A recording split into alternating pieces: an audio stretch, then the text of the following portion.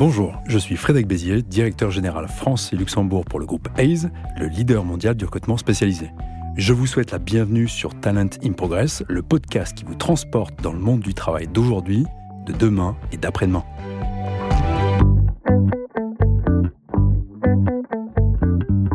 Bonjour à tous.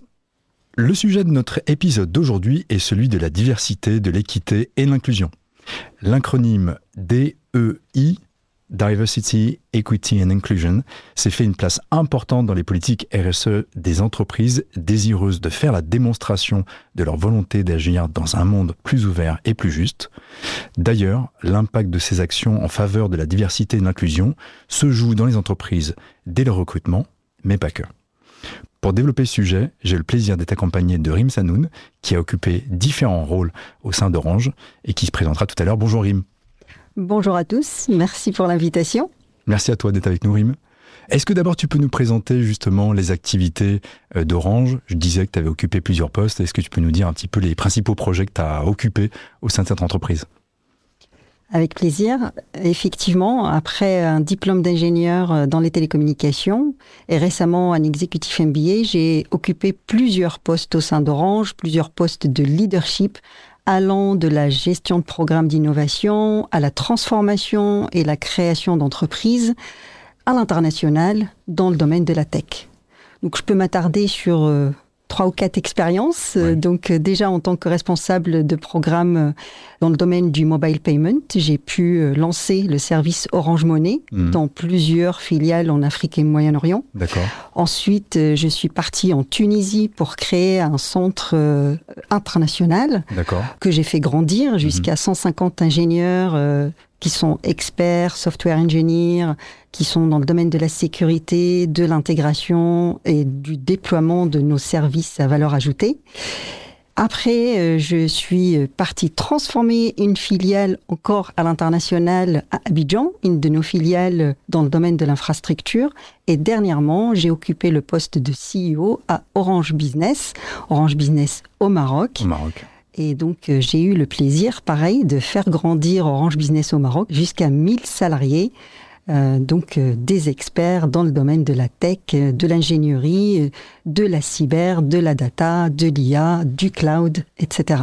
Et du coup, tu as passé quelques temps quand même chez Orange. Oui. Quelques années. Quelques années chez Orange. C'est super. Effectivement. Et pour entrer dans le sujet, Rim, qui est un sujet vaste, qui est celui de la diversité, de l'inclusion, et c'est super de t'avoir avec nous parce que tu as eu un parcours à la fois en France, dans d'autres pays, tu es une femme dans la tech, donc on a plein de sujets à évoquer ensemble. Est-ce que toi déjà tu peux me poser au travers de tes expériences une définition de la diversité ou plutôt de la discrimination ? Effectivement, la discrimination peut prendre plusieurs formes et plusieurs types, allant comme... on peut le voir sur l'âge, la seniorité, ou même les discriminations sur la neurodiversité, ou une discrimination concernant, par exemple, les orientations sexuelles ou la religion, etc. Donc ça peut prendre plusieurs formes, les origines, etc. Et effectivement, étant une femme et d'origine tunisienne, je peux en témoigner. Ma définition est que la discrimination s'opère en général envers les minorités. Donc, envers les minorités, en les mettant un peu dans des cases, consciemment ou inconsciemment, avec des biais cognitifs, et par conséquent de les exclure dans un processus de décision, de les exclure sans se rendre compte des fois, et donc de ne pas leur donner les mêmes chances que les autres personnes. Et tu as raison, tu dis un truc très juste, c'est que le fait de discriminer, c'est pas simplement un acte intentionnel, ça peut être aussi un biais cognitif de projection.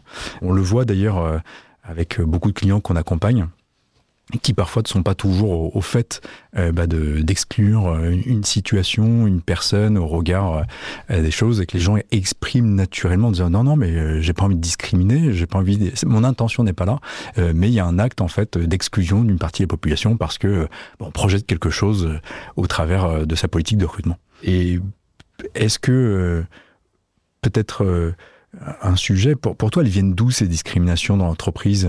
Qu'est-ce qui fait qu'elles existent ?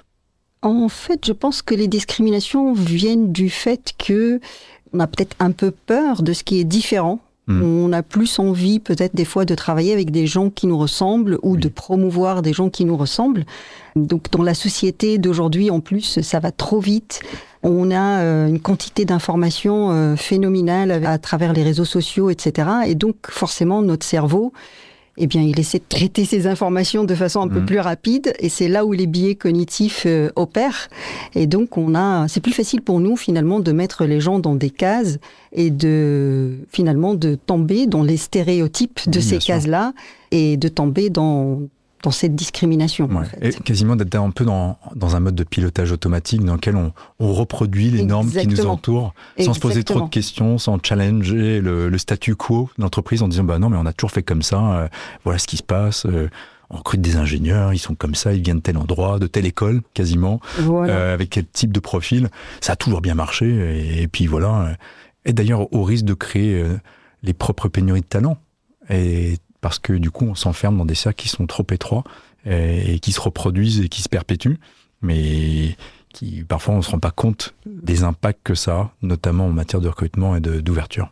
Exactement. Et ça ne s'opère pas que pendant le recrutement, ça s'opère tout au long du cycle de l'entreprise, pendant les promotions, pendant les augmentations salariales, même pendant les formations, ou des fois même à la sortie de l'entreprise. Donc vraiment, ça s'opère tout au long de la carrière. Quand tu parles justement des discriminations tout au long de la carrière, est-ce que toi, tu en as vécu dans ton parcours ? Alors je sais que c'est peut-être potentiellement indélicat d'en parler, mais on peut tous en être l'objet parce que, en fait, en tant qu'individu, on a une identité, et cette identité, comme tu le disais en introduction, elle peut être exclue, rejetée, au travers de n'importe quel critère qui nous définisse et qui soit constitutif de notre identité. Est-ce que tu peux nous en parler un petit peu sur tes ressentis et les moments où tu as potentiellement ressenti qu'il y avait un peu d'exclusion de ton identité ? Effectivement, c'est difficile de répondre à cette question, effectivement. Au début de ma carrière, par exemple, lors de ma recherche de stage, c'était très difficile pour moi de trouver un stage. Et c'est paradoxal parce que c'est mon père en Tunisie qui m'a trouvé en stage. Ouais. Après, quelle est la cause de cette difficulté ? C'est difficile de dire. Ça peut être effectivement dû à mes origines. On peut mettre ça sur le dos de la discrimination. Ça peut être aussi lié à l'option que j'avais prise dans cette école, qui est traitement et application de l'image, qui est une option peut-être pas très demandée en ce moment-là, et où, en plus, les applications sont liées au domaine de la défense, qui exclut par nature tous les gens qui n'ont pas de nationalité française. Ça peut être parce que je me suis mal prise et que j'ai pas bien cherché ou que j'ai pas eu le support de mon école. Ça peut être plein de raisons. C'est pour ça que on peut jamais trouver ou dire ou certifier ou être sûr que c'est une discrimination qu'on a eue. Exactement. Plus tard dans ma carrière, j'avais jamais senti de discrimination du fait que je sois une femme, que ce soit pour les opportunités ou que ce soit pour mes augmentations salariales, etc., etc. Mais à un moment de ma carrière, je voulais accéder à des postes de CTO. Et il faut savoir qu'il n'y a que 1% de femmes CTO. Donc les chiffres parlent d'elles-mêmes. Et effectivement, j'avais postulé à un poste, je ne l'avais pas eu. J'aurais pu dire, oui, j'ai été discriminée. Mais sauf que je ne pense pas que ça soit le cas, honnêtement. Je pense que la personne qui a été recrutée était certainement plus compétente. Et je pense qu'il ne faut jamais ni être certain qu'on a été discriminé, ni mettre quoi que ce soit sur le dos de la discrimination, qu'il faut plutôt aller de l'avant, qu'il faut peut-être aussi se remettre en cause. Et moi, dans mon cas, en tout cas, quand j'ai pas eu ce poste-là, j'ai décidé de changer de projet professionnel et de me diriger vers des postes plus de direction générale, par exemple. Et de rebondir. Et de rebondir, exactement. Impacté plus que ça par ce que tu as ressenti, et potentiellement qui était une réalité ou pas, et que tu ne sauras jamais. Exactement. Et même, je pense que je n'ai pas été discriminée. C'est juste que le pourcentage m'a conduit à changer de projet. Et en même temps, c'est difficile, parce que dans un métier comme le tien, qui est celui de la tech, il y a plein de mouvements récents, tu sais, de Women in Tech, par exemple, dans lequel on essaie de faire à la fois plus de promotion de la diversité dans ces secteurs pour aller chercher des compétences, de promouvoir ces filières et en l'ouvrant en femmes, en disant voilà, la technologie, c'est pas le propre du masculin.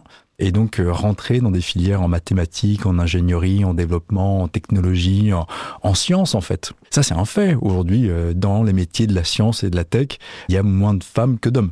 Et pour autant, dans la population active ou dans les populations dans le monde, on sait qu'il y a un ratio plus favorable aux femmes. Alors même s'il y a des changements, il y a de plus en plus de naissances masculines par rapport à des naissances féminines. C'est des périodes. C'est des périodes. Mais ça, c'est quand même une forme de réalité, de te dire que tu es rentré dans un monde qui est quand même plus masculin que féminin et dont on sait qu'il a des difficultés à attirer des talents davantage de femmes que d'hommes. Sur le sujet de comment le vivre, et tu touches du doigt quelque chose d'intéressant, c'est ta résilience. Tu parles de ton rebond et de se dire que j'ai été l'objet de discrimination ou pas. C'est difficile à cerner. Et surtout, ça ne doit pas être une fin de recevoir qui doit m'arrêter. Comment tu construis ce rebond ? Comment psychologiquement tu te dis, ok, il y a peut-être quelque chose là qui se passe. Comment toi tu l'as interprété ? Comment tu as trouvé ta résilience ? Comment tu as avancé ? Déjà, j'ai toujours pensé que, étant une femme, on avait toutes les chances de réussir, comme nos collègues masculins. En fait, j'ai pris conscience un petit peu du plafond de verre très tard dans ma carrière. En fait, effectivement, on en parle tellement qu'en fait, on se rend compte qu'il y a peut-être un plafond de verre. Mais so what ? Enfin, il y a peut-être un plafond de verre, mais c'est à nous finalement d'aller de l'avant, de se remettre en cause, de trouver le moyen, de trouver son chemin dans ce monde et à travers ce plafond de verre, de percer ce plafond de verre, puis surtout d'être aussi soi-même rôle modèle, de montrer qu'on peut réussir, qu'on peut y arriver, qu'on peut faire des rebonds et de casser tous les stéréotypes. Donc on a aussi notre rôle à jouer pour prouver que non, on peut réussir quelles que soient ses origines, quel que soit son genre, quelle que soit son orientation, quelle que soit sa neurodiversité. Et donc continuer à aller de l'avant et à trouver son propre chemin. Son chemin, ouais. Sur ce sujet-là, est-ce que tu as des conseils à apporter sur comment réagir si quelqu'un venait te voir en disant « Rim, je pense que j'étais l'objet d'une discrimination », comment tu conseillerais de réagir par rapport à ça ? Comme c'est difficile à prouver, il faut plutôt se remettre en cause que se dire qu'on est victime de discrimination, de redoubler d'efforts, de changer peut-être de stratégie, et donc rebondir en changeant de stratégie, en trouvant d'autres chemins. Puis souvent, en fait, finalement, en pensant à être discriminé ou en pensant à la discrimination, on va opérer une sorte d'autocensure. Donc il ne faut pas justement penser à ça. Et il faut plutôt aller de l'avant et se mettre dans une posture de rebondir, de chercher d'autres chemins, ou même de se former, de chercher là où on peut s'améliorer pour accéder à son ambition. Et je pense que la culture d'entreprise joue un rôle important dans le fait de pouvoir trouver sa voie. Bien entendu, je pense que c'est quelque chose de très personnel, de se battre, de se créer, d'être résilient, de rebondir. Et puis, il y a toujours, et sans doute c'est le cas de l'entreprise dans laquelle tu as évolué au cours des nombreuses dernières années, trouver une entreprise qui nous offre la possibilité, qui crée un espace, en tout cas, de faire des rencontres avec des gens qui vont être nos sponsors, qui vont nous accompagner, qui vont nous tendre la main, qui vont nous donner notre chance. Et ça existe... Même dans une entreprise qui à la limite serait discriminante, il y aura toujours des gens qui seront là pour être sponsors. Il faut aussi les trouver. C'est aussi un bon conseil, moi, que je donne aux gens, c'est de dire, dans un environnement qui peut être hostile, on peut toujours trouver des alliés.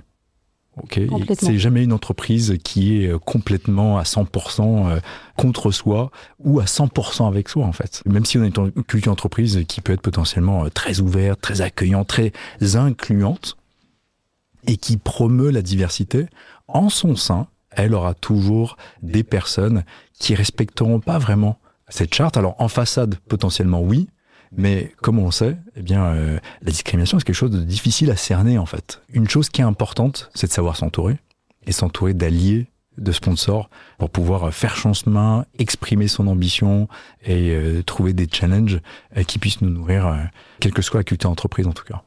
Oui, je suis tout à fait d'accord. Et puis, en arrivant à des postes de leadership à son tour, avoir cette posture d'aider les jeunes et de bien les entourer, de les mentorer, etc., pour qu'ils puissent faire également leur chemin. C'est ça, et d'être un modèle. Exactement. De promotion et d'avoir une vraie influence, un impact, et transmettre quasiment ce désir de diversité, d'ouverture, de se challenger, de prendre conscience de ces biais, parce qu'en fait, on a tous des biais.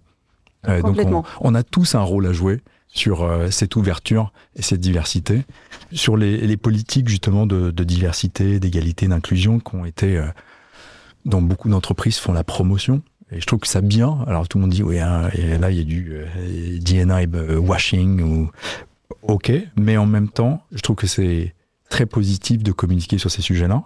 Est-ce que tu penses que ces politiques, quand elles existent, quand les entreprises communiquent dessus, elles ont quand même un vrai impact en interne et en externe? Oui, bien sûr. Je suis convaincue que toutes ces politiques ont un vrai impact, puisqu'elles commencent déjà par prendre des mesures, en fait, par mesurer ce qu'on fait, par mesurer, par exemple, les pourcentages. Hein, on parlait de pourcentage de femmes dans la tech, etc. Et avoir des objectifs chiffrés. Donc, bien sûr, l'impact est mesurable. Oui. Donc, si on fait un plan d'action, on mesure, on fait un plan d'action, on remesure, et puis on voit que les chiffres ont évolué dans le bon sens. Et c'est pas que du DEI washing, comme je dis. Par contre, la relation de cause à effet est bien sûr difficile à prouver. Quel programme j'ai fait, il a augmenté quel chiffre. Ça, c'est très très difficile à prouver. Nous, à Orange Business Maroc, en tout cas, nous avons récemment obtenu la certification GACE, donc niveau 4 du premier coup. D'accord. Et nous en sommes fiers. Et ceci, c'est grâce justement au fait de montrer des actions, des chiffres et des améliorations, et le fait de mesurer tout au long de la carrière, finalement, le pourcentage des femmes, le pourcentage des femmes à des postes clés, le pourcentage des femmes dans les promotions, le pourcentage des femmes dans la formation. Et donc, toutes ces mesures montrent cette diversité à tous les niveaux.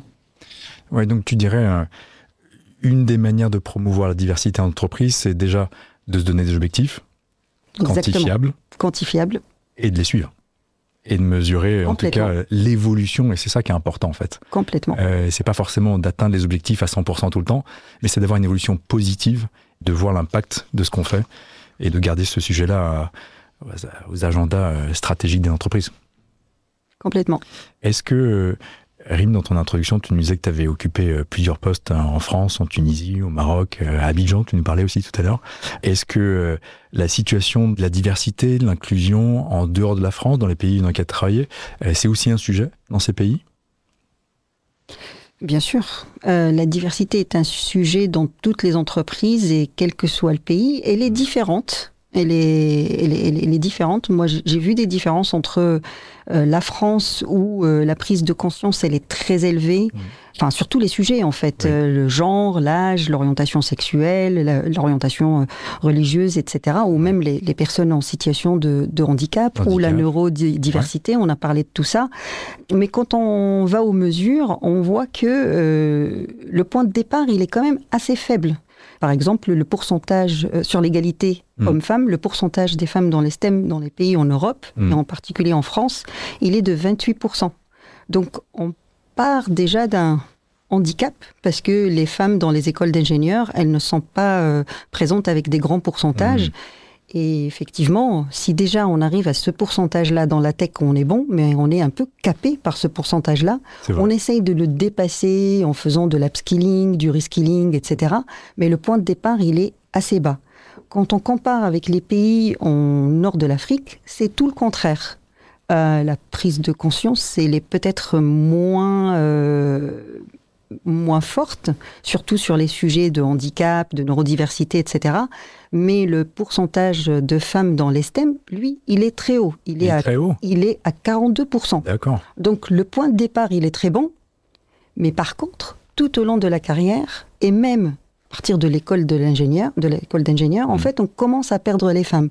Par exemple, les femmes, elles peuvent choisir des options comme la biologie, ou choisir de faire une thèse et de faire de la recherche, etc. Parce qu'elles pensent que c'est comme ça qu'elles vont maximiser l'équilibre vie pro, vie perso, parce qu'elles ont entendu des choses sur les métiers de la tech, c'est très masculin, etc., etc. Donc voilà, c'est plus dans les options, dans les écoles d'ingénieurs qu'on va commencer à les perdre. Et ensuite, quand elles vont se marier, devenir maman, avec la pression de la société. Donc c'est là où on va perdre les femmes. Elles vont peut-être faire des carrières un peu moins ambitieuses parce que elles vont être très soucieuses de cet équilibre vie pro, vie perso. Du rôle qu'elles jouent dans la société. Et c'est là où le rôle de l'entreprise, il est très important parce que c'est là où il faut leur donner des perspectives de carrière, c'est là où il faut leur donner des formations de leadership, des programmes dédiés aux femmes, c'est là où il faut leur montrer des rôles modèles pour que justement elles s'inspirent, qu'elles croient en elles et puis qu'elles continuent de progresser dans leur carrière et qu'on ne les perde pas aux différents étages hiérarchiques. Les STEM, juste pour nos auditeurs, tu peux nous le définir ? Je pense que c'est sciences, technologie, ingénierie et maths. Et mathématiques. Et mathématiques, hein. Voilà. C'est ça. C'est tous les métiers scientifiques et technologiques. Exactement. Est-ce que parce que du coup tu penses que dans ces pays-là, c'est une petite question qui me venait, parce que c'est moins stéréotypé, tu vois, parce que est-ce que je sais pas, au Maroc, les femmes se tournent plus aisément dans des filières d'éducation scientifique, technologique, parce que déjà il y a plus de rôle modèles, ou pas nécessairement, c'est juste pas une habitude qui s'est prise et les gens se disent, bah ouais, non, c'est accessible, c'est facile. Alors, c'est une très bonne question, parce que je me la suis posée également. Ouais. Et mon analyse personnelle, c'est que ces femmes, pour leur émancipation, elles prennent les études comme un volet important pour leur émancipation, parce que justement, il y a une discrimination un peu sociale, et donc les études et bien sûr le volet professionnel leur permet d'affirmer leur identité, leur indépendance. Et donc, c'est pour ça qu'elles se dirigent un peu plus vers les métiers scientifiques où elles peuvent s'émanciper, où elles peuvent avoir plus d'indépendance. Et après, je pense qu'on est aussi dans des sociétés un peu élitistes, comme la France d'ailleurs, hein, et où peut-être les femmes, elles ont tout simplement pas vu de discrimination depuis leur jeune âge à l'école entre les filles et les garçons. Les filles réussissent même des fois mieux que les garçons. Donc c'est peut-être cet élitisme-là, cette quête vers l'excellence qui fait que on va retrouver autant les filles que les garçons dans les métiers de STEM.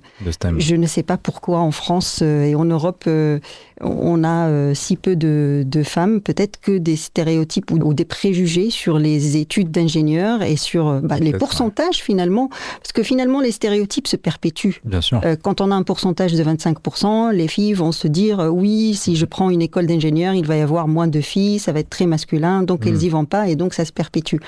En nord de l'Afrique, elles sont déjà 40% et elles restent à 40%, et même des fois, par exemple dans les écoles de médecine, elles sont même des fois à 60% de femmes. C'est des métiers qui attirent beaucoup de femmes. Il y a peut-être des biais aussi d'orientation au niveau des écoles. Je pense. Ou d'encouragement. Oui. Et donc, là encore, de stéréotyper que si je sors d'un système scolaire un peu d'élite, comme on le décrit là, technologique, universitaire, scientifique, et que, je sais pas, je veux choisir un métier plus pratique, se dire, ok, je suis une femme, tiens, j'aime bien conduire, mais il n'y a pas de femme conducteur de bus. Alors, il y a des super progrès qui ont été faits en France, et on le voit d'ailleurs à Paris. On a la chance de voir plein de femmes qui conduisent des bus, mais on peut s'imaginer que ça a été une transformation et que ça reste pas la norme, en tout cas à parité égale. Et je pense qu'il y a toujours plus de conducteurs de bus hommes que femmes, parce qu'on va considérer que c'est pas la place de la femme de conduire un bus, c'est un métier qui peut être dangereux potentiellement, donc du coup elle saura pas se défendre, et donc du coup donc il y a tous ces sujets, et on imagine que dans ces filières éducatives à un moment donné il y a des conseils, il y a des orientations, il y a la reproduction de nos schémas sociaux qui nous entourent. On se dit non, écoute, t'es une femme, c'est pas une bonne idée que tu deviennes conducteur de bus.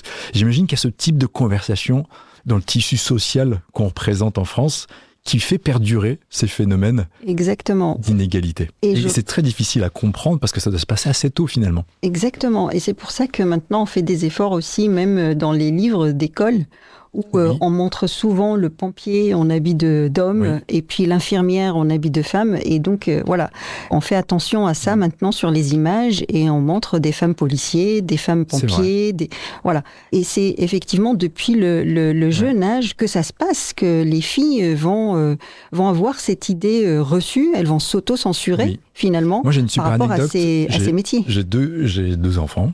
Un garçon et une fille qui sont en bas âge, et donc je préparais un anniversaire. Et donc j'emmène les enfants choisir un costume et mon garçon décide de prendre un costume de pompier. Ok. Et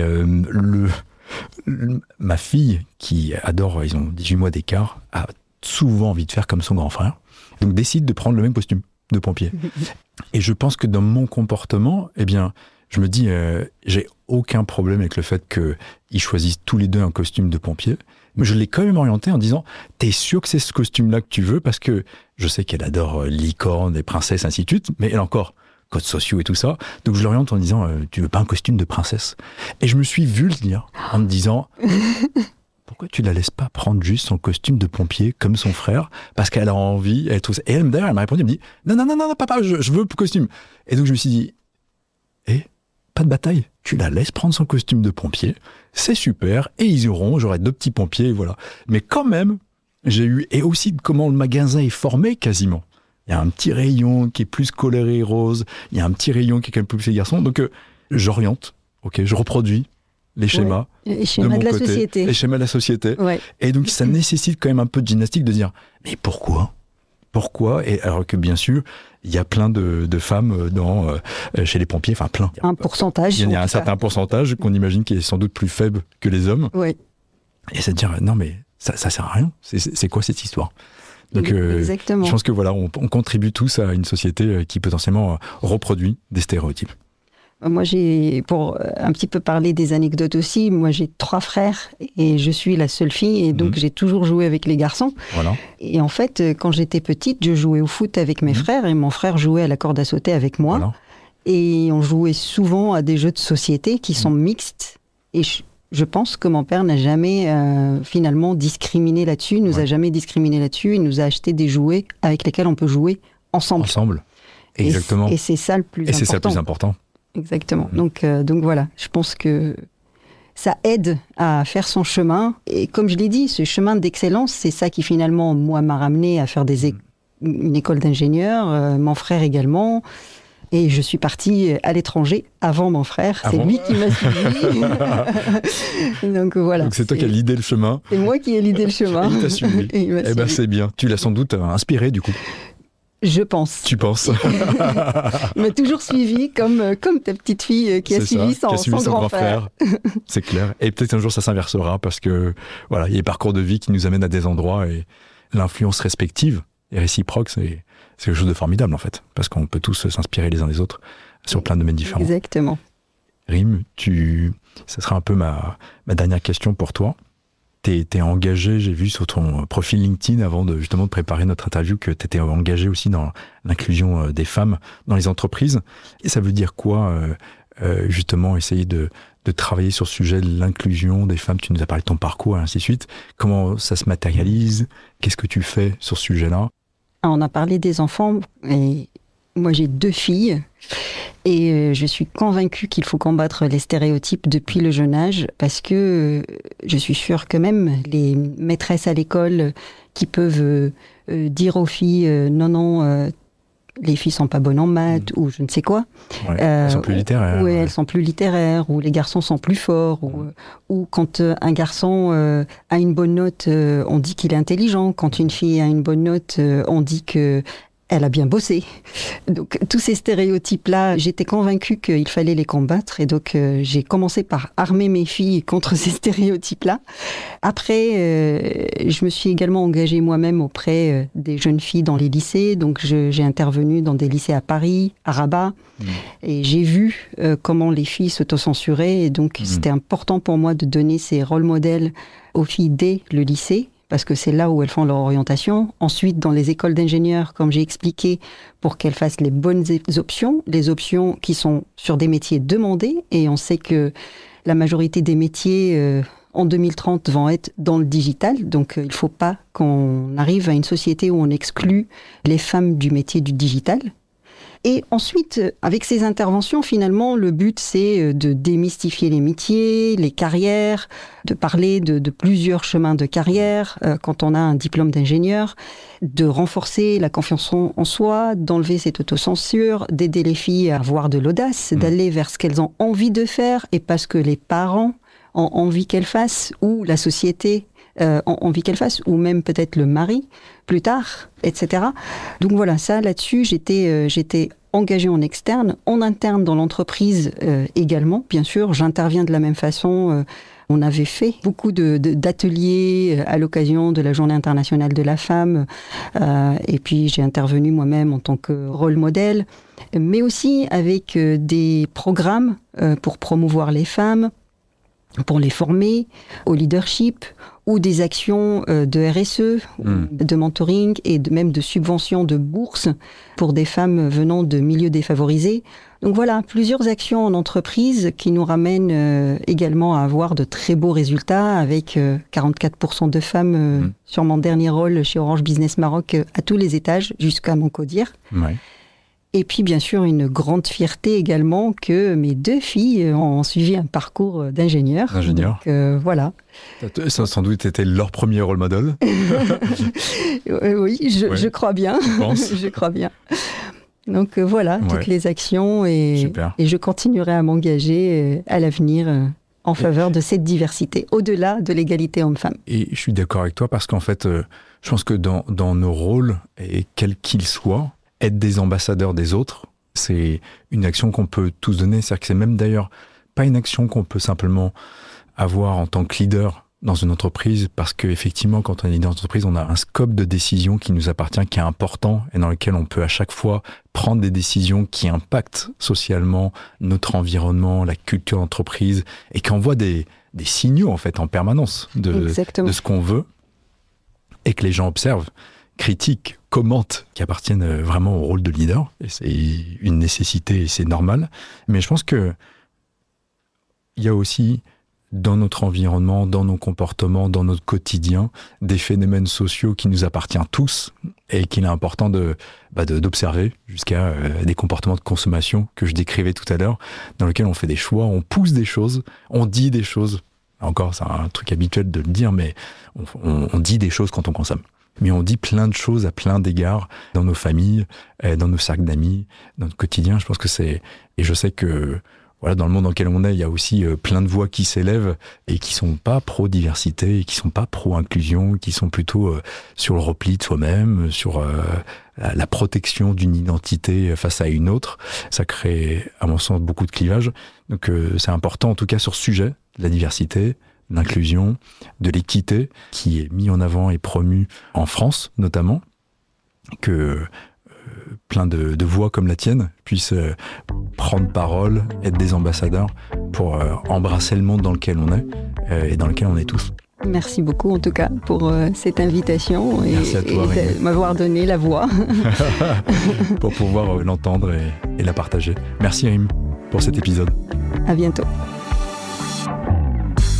Merci d'avoir été avec nous sur Talent in Progress. Si vous souhaitez retrouver tous les épisodes de notre podcast, rendez-vous sur ace.fr et notre page LinkedIn.